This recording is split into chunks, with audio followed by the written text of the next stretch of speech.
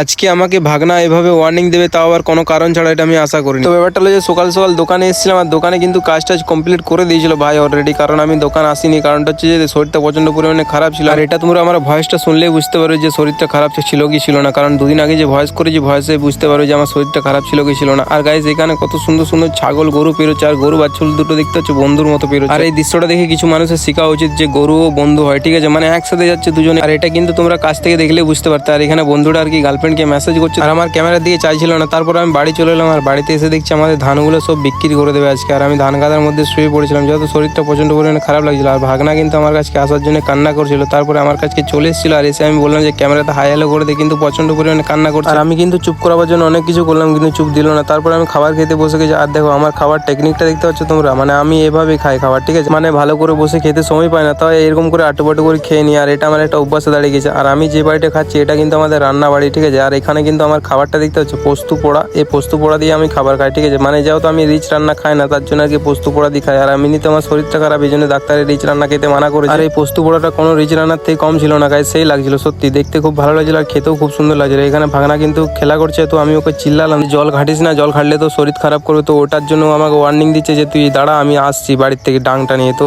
মানে এত প্রচন্ড পরিমাণে আমাকে ওয়ার্নিং দিচ্ছে, মানে কি বলবো গাইস, মানে ওর সাথে আমার প্রচন্ড পরিমাণে ঝামেলা। আর ওইদিকে অ্যাটিটিউডটা দেখতে পাচ্ছ ওর। আর আমি একবার করে ভাবি যে এটা আমার ভাগনা না আমার শত্রু, মানে ভাবি সত্যি, মানে অ্যাটিটিউড এমন ভাবে দেখাবে না, মানে তোমাকে হয়তো মেরেই ফেলবে এমন ভাবে অ্যাটিটিউড দেখা। আর পোস্ট দিচ্ছে দেখতে পাচ্ছ, মানে বলছে যে আমি পোস্ট দিচ্ছি তুমি আমাকে ভিডিও করো। তারপরে আমার ক্যামেরার সামনে এসে বলছে হাই গাইস। আর তারপর দেখতে দেখতে কিন্তু একটা বান্দর চলে এসেছিল, তার জন্য এই বাচ্চা বাচ্চা ভাইগুলো আর কি বান্দরটা দেখার জন্য এখানে দাঁড়িয়েছিল। মানে অনেক মানুষের ভিড় হয়ে গেছিল, আজকে বান্দরটা চলে এসেছিল। আর বান্দরটা কিন্তু ওই বাড়িটাতে ছিল। আর আমার ভাগনার কিন্তু কোনো ভয় নেই, আমি বলছি যে বান্দরটা আসবে, তো কিন্তু বিন্দাস মানে গাড়ি নিয়ে খেলা করছিল। আর আমি যেই বললাম যে তোর ভিডিও করছি, অমনি পোস্ট দেখতে পাচ্ছ গাইস। আমি যেহেতু ভিডিও করছি বললাম, ওই জন্য আর কি পোস্ট দিচ্ছে ভালো করে। মানে এইটুকুটুকু ছেলেগুলো ফোনের বিষয়ে কি রকম ভাবে জানে। আর এইদিকে আমার ভাগনা একটা ছোট দেখতে পাচ্ছ কুকুরগুলো বদমাস করছে, আর বসে বসে দেখছে। তো তারপরে আমি দোকান চলে যাচ্ছি, যেহেতু দোকানে যেতে হবে, সকাল থেকে দোকানে ছিলাম না। আর গাইস আমার ভিডিওটা যদি ভালো লাগে অবশ্যই একটা লাইক কমেন্ট শেয়ার করে দেবে।